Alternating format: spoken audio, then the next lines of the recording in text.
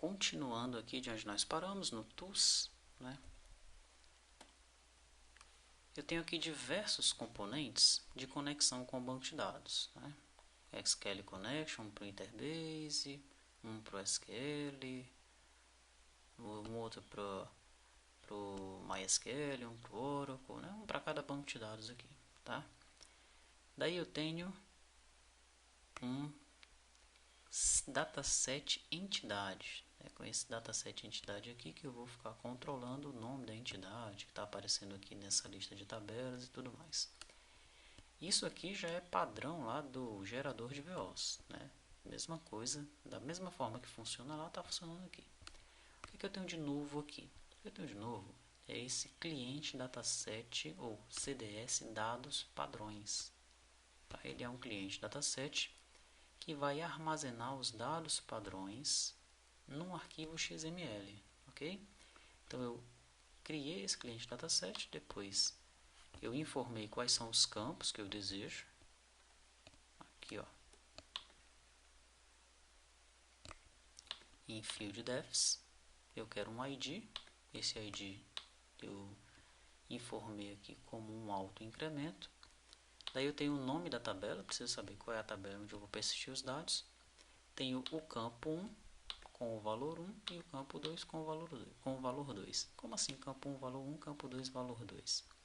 Se você abrir o DER, você vai observar que algumas tabelas, né, lá na descrição das tabelas, lá nos comentários da tabela, elas têm dados padrões para cada empresa que for persistida. Um exemplo disso é a FIM tipo recebimento. Deixa eu ver se eu encontro ela aqui. Aqui, ó, FIM tipo recebimento, tá? Então, qual é o padrão dessa tabela aqui? O padrão dessa tabela é o seguinte: 01 dinheiro, 02 cheque, 03 cartão. Para cada empresa que eu cadastrar, esses dados têm que ser persistidos. Tipo pagamento, mesma coisa. 01 dinheiro, 02 cheque, 03 cartão. Esse é o primeiro campo que recebe o código e esse é o segundo campo que recebe a descrição, né?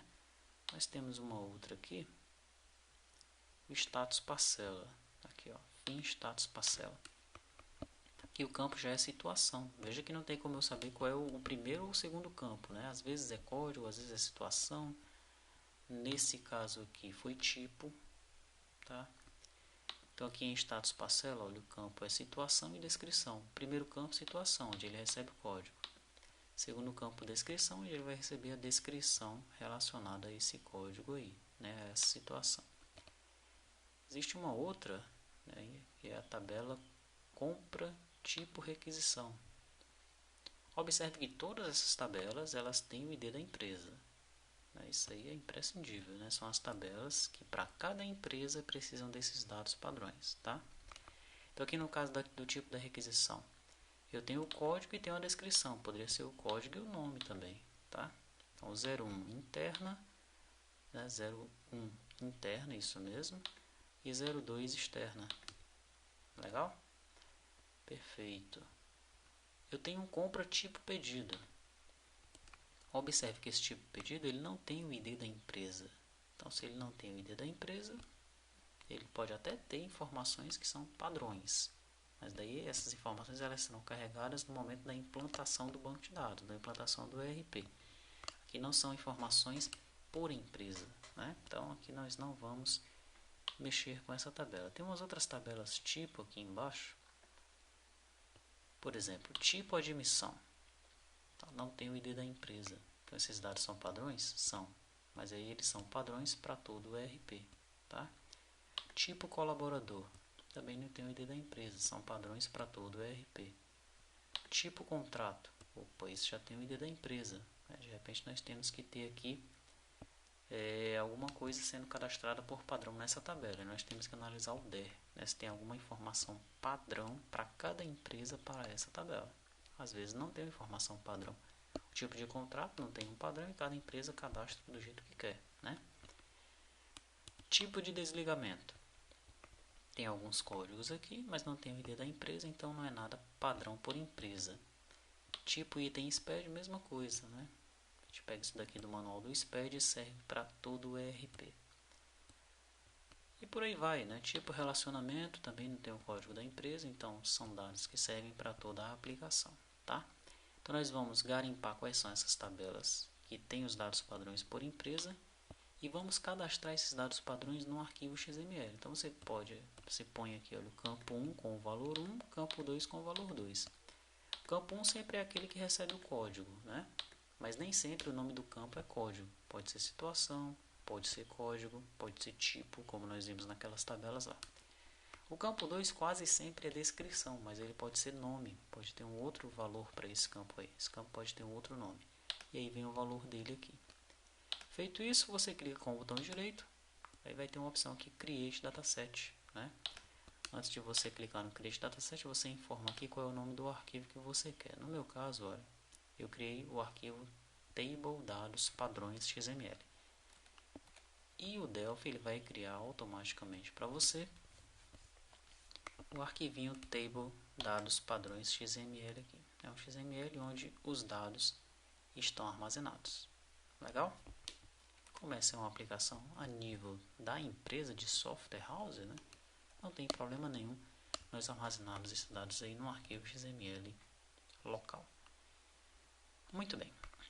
Depois que eu criei aqui o meu banco de dados local, né? No caso aí é um banco de dados, certamente, que está armazenado no arquivo XML, eu vou agora fazer alguns controles com esse banco de dados. Como é que eu vou persistir esses dados?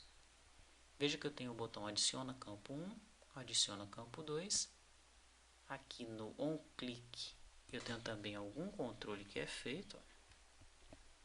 Então, quando eu seleciono a tabela, o que acontece nesse momento? Essa primeira linha aqui, essa primeira instrução, é para carregar os campos da tabela aqui embaixo. E essas outras linhas aqui é para eu fazer um filtro. Então, eu vou fazer um filtro no CDS Dados Padrões, pegando o nome da tabela. É por isso que quando eu navego pelos nomes das tabelas aqui, pelas tabelas, só aparecem aqui os campos que estão relacionados com essa tabela. Isso ocorre porque eu estou fazendo esse filtro aqui, tá? O que é que eu faço quando o usuário clica no adicionar campo 1? Eu adiciono um novo registro. No campo tabela eu ponho o nome da tabela que está selecionada. No campo 1 eu ponho o nome do campo que está selecionado. E seto o foco na grid, tá? No botão adicionar campo 2, eu edito o registro.